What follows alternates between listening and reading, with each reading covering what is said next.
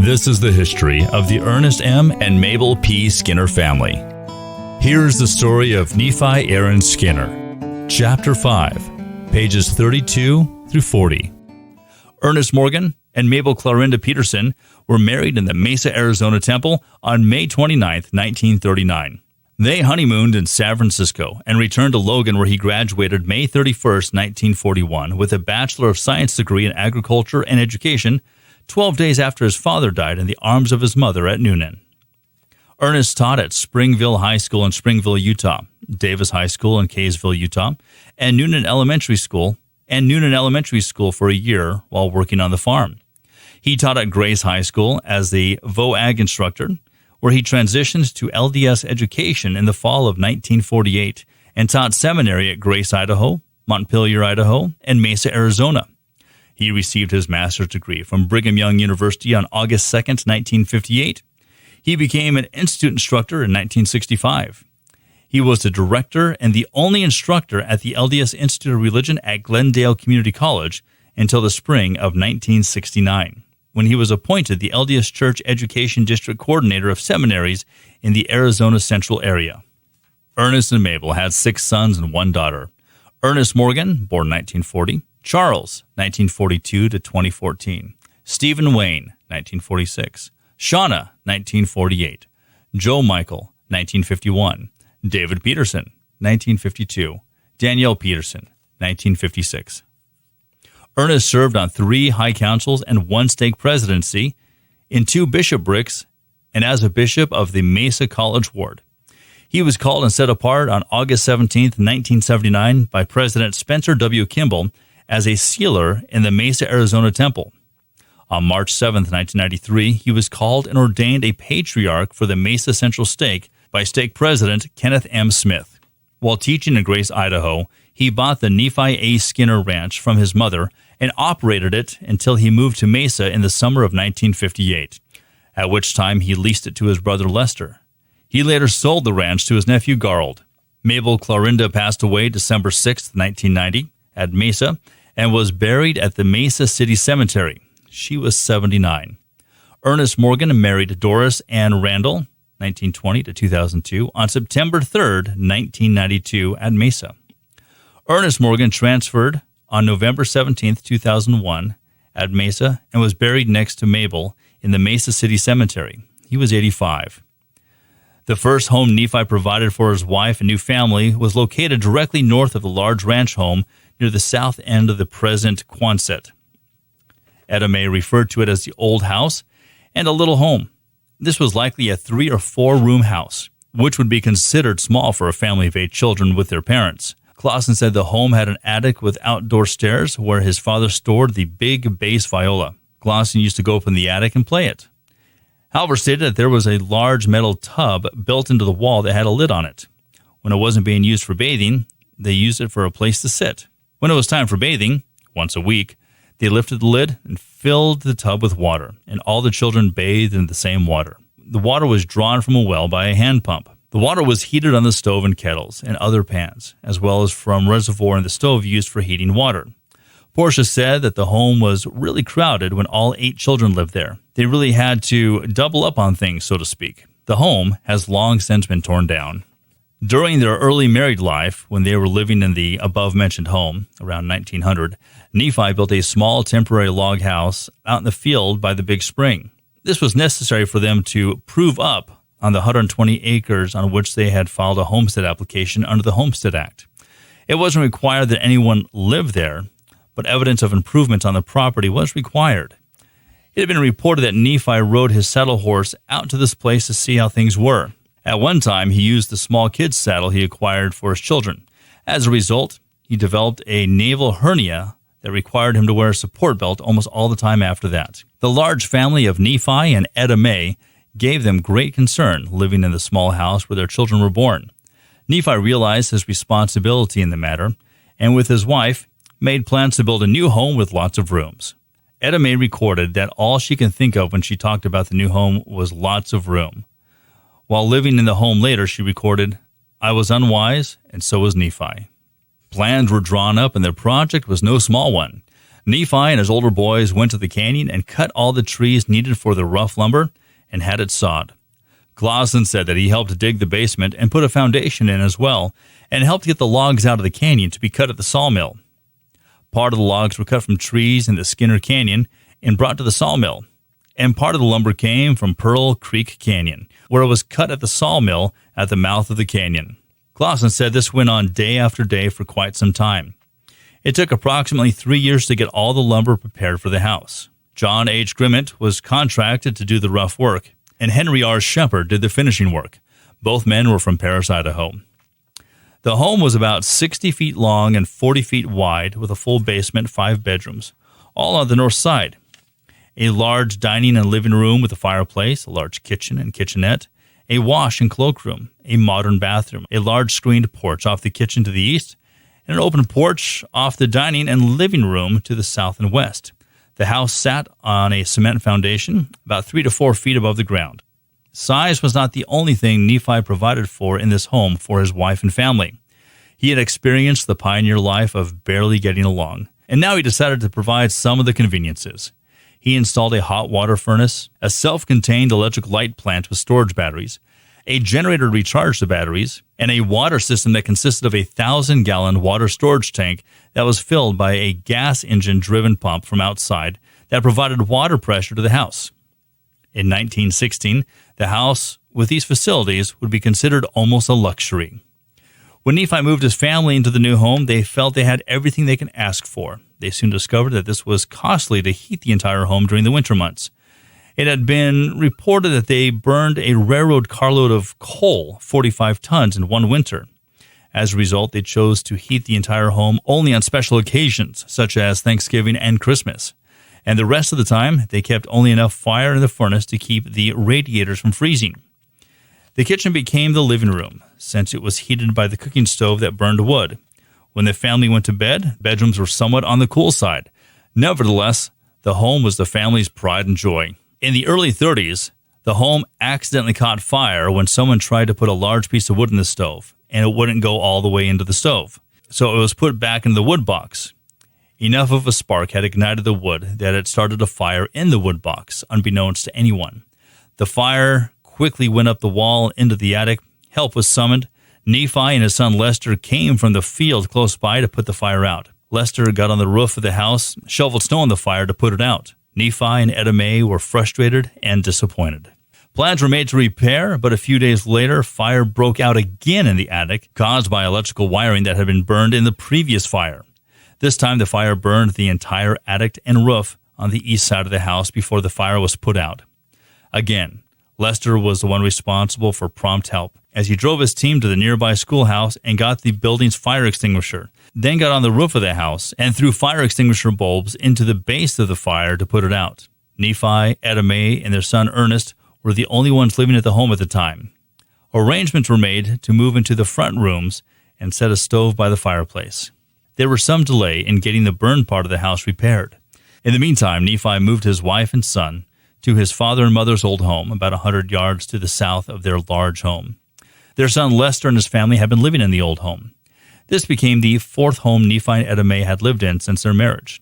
As previously indicated, this home had been abandoned, but had been cleaned and fixed up for comfortable living by Lester.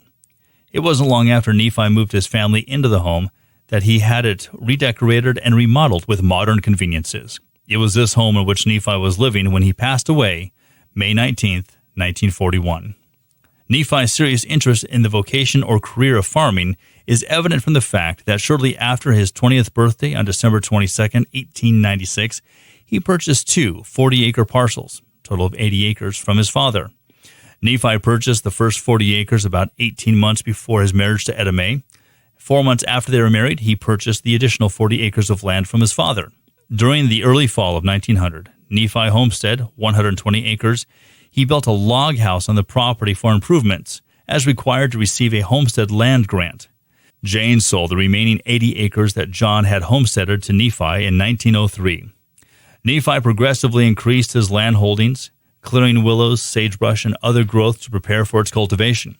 This required a great amount of manual labor, as well as the use of horses and oxen during some of this period. The homemade implements and purchased equipment were used to make the venture less burdensome. He had worked closely with his father and had received a start of milk cows, pigs, chickens, and horses from him. Nephi had a good start for his farming career. Early in the spring of 1905, he received a mission call. He was farming 320 acres, milking 8 cows, and caring for a nice bunch of pigs and a flock of chickens with a debt of $2,500 on the farm. The discussion with Etta May soon ended with him accepting the mission call and her taking over the operation of the farm and taking care of their 4 children. Nephi sold a well-matched horse team for $225 to help support his mission, and Etta May hired her brother Earnest to manage the farm. When Nephi returned from his mission, the debt on the farm had been paid off by Etta May's thrifty management. He was not too enthused about staying on the farm, but when he saw what she had done in his absence, he decided to continue farming. It was not long until he was milking 20 cows, along with caring for an increased number of pigs and chickens. The 320-acre farm consists of about 160 acres of dry farm grain and 160 acres of meadow hay and pasture. In addition, the dairy cows were taken to pasture on nearby hills. A good part of the meadowland was irrigated with water from Skinner Creek coming from Skinner Canyon. Eggs, cream, butter, and meat were sold at Montpelier and Soda Springs. Plenty of garden produce was grown. Strawberries and raspberries were soon added to the garden. Several teams of horses were maintained for farming and feeding livestock during the winter. Nephi's 3 brothers had homesteaded 160 acres next to him. Hiram had his acreage on the west and to the north of Nephi's, Brigham Heber to the south, and John Alexander across the road directly to the west. The family of Nephi and Etta May increased to 5 sons and 2 daughters by 1915. They were in the process of building the new home when they felt the need to expand their land holdings. The opportunity presented itself on April 5, 1915, for Nephi to purchase 200 acres adjoining his farm on the east. This property had been homesteaded on March 3, 1910 by his cousin John Stephen Skinner, and it was all dry farmland. Nephi was now farming 520 acres along with caring for cows, pigs, and chickens.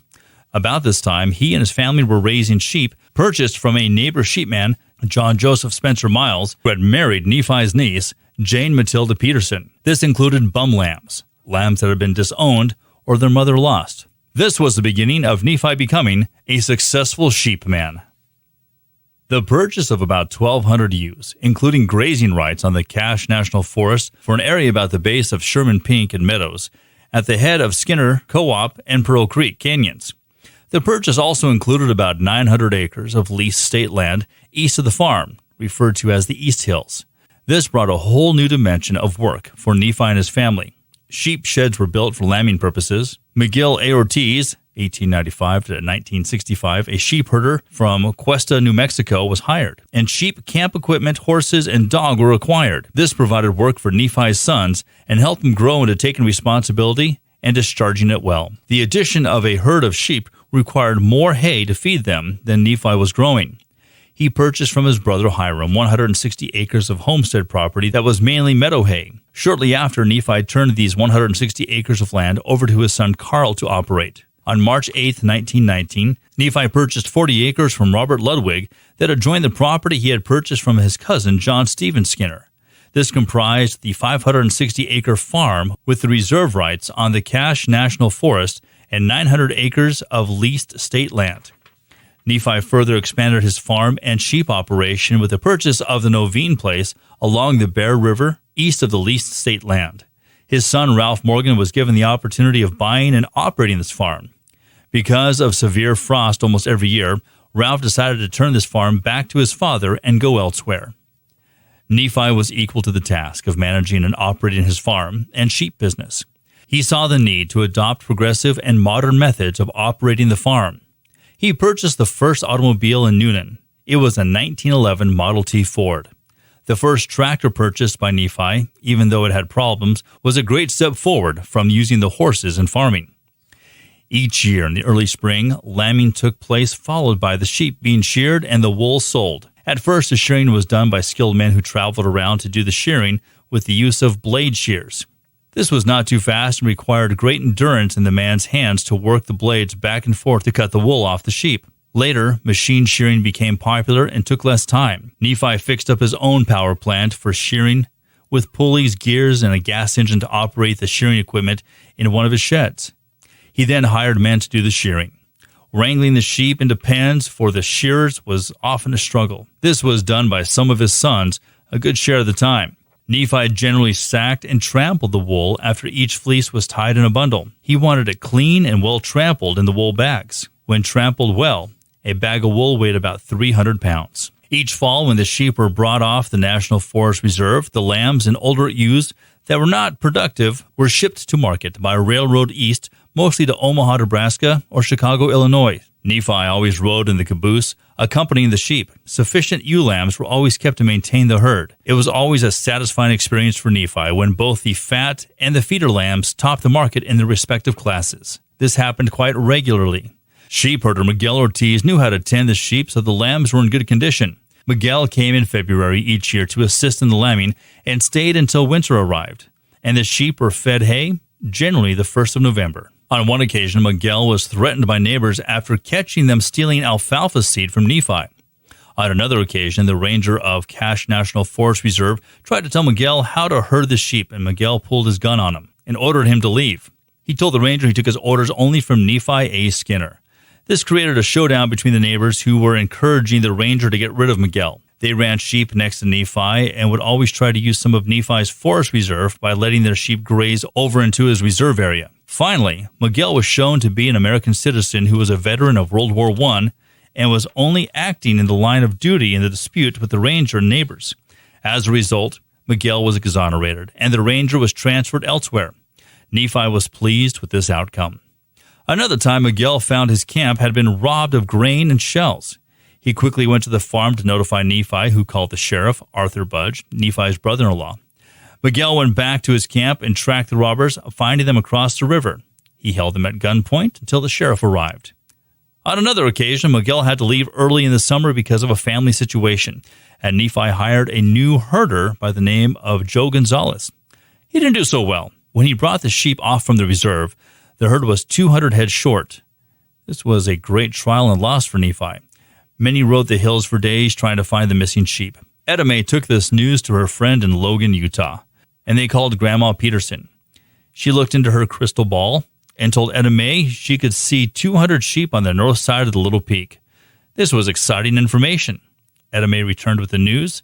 Nephi went looking around Little Sherman Peak, but to no avail. The fortune teller may have seen the sheep, but Nephi never did find them. This was a tremendous financial loss.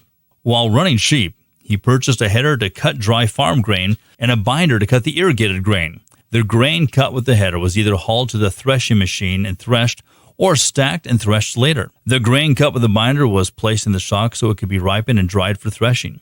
This required a great amount of labor beyond what Nephi had with his own family. To resolve the problem, Nephi traded labor with the neighbors who wanted their grain cut or brought in hired labor to help. Soon, many farmers in the valley engaged Nephi to cut their grain for them. He soon found the need for his own threshing machine rather than depending on someone who did custom threshing. This added to the need for more investment and successful management to pay for the investment. Nephi's popularity as an excellent thresherman spread, and he was kept busy during the threshing season by doing his own work as well as a great amount of custom work all over Bear Lake County. He depended a great deal on his sons for taking care of the work at home that needed to be done during the threshing season. When the header and thresher men were all at his place at the same time, Etta Mae fixed dinner for them each day, which normally meant 12 to 16 men. The grain enterprise required more than just cutting and threshing. It included plowing, weeding, planting, and the summer fallowing. There was work to do in the summer, spring, and fall to result in a productive crop of grain. Another ongoing enterprise was producing a good crop of hay. In the spring, irrigation had to be watched and water taken when the turn came in the schedule of the Skinner Irrigation Company. Cutting, raking, and stacking hay took much of the summer. When Nephi had the large acreage of hay, he often mowed, raked it, and hired contract men to stack it. When all the hay had been put up, the family often took a little trip to the Henry Stampede Rodeo north of Soda Springs, Idaho. Depression and hard times came and caused great concern for Nephi and Etta Mae, requiring tremendous sacrifice. Lagalier Bank of Soda Springs became a great help to Nephi. Edward W. Lagalier knew of his honesty and dependability and loaned him sufficient money to pay his expenses through the year with his sheep as collateral. When the lambs and wool were sent to market, Nephi paid his loan in full and renewed a loan for another year. At times, it didn't seem like there was any chance of getting ahead. But with the banker's faith in Nephi, he finally got ahead of the yearly mortgage. He sometimes also got financial help from Pocatello Credit Corporation in Pocatello, Idaho, a government program to assist farmers. But they eventually wanted to tell the farmer what to do and how to do it until it became a burden. Nephi preferred to bank in Soda Springs. During some of the Depression years, it wasn't possible to get enough hay locally to feed the sheep. Nephi went to the neighborhood communities such as Ovid and Grace and bought hay during the winter. Sometimes he moved the sheep to the hay. During those times, he stayed with the sheep in the sheep camp and fed them himself. Chores at home were left to members of his family. The farm provided to be an excellent place to raise a family. Nephi saw to it that his sons learned the value of work and responsibility. He helped each one of them get a start in farming as well as fulfill a mission and go to college if they so chose. It hardly seemed possible for him to take care of his family responsibilities and do so much for the church and his neighbors. At the time of his death on May 19, 1941, he was operating the 560 acres with milk cows and sheep on the National Forest Reserve and leased state land.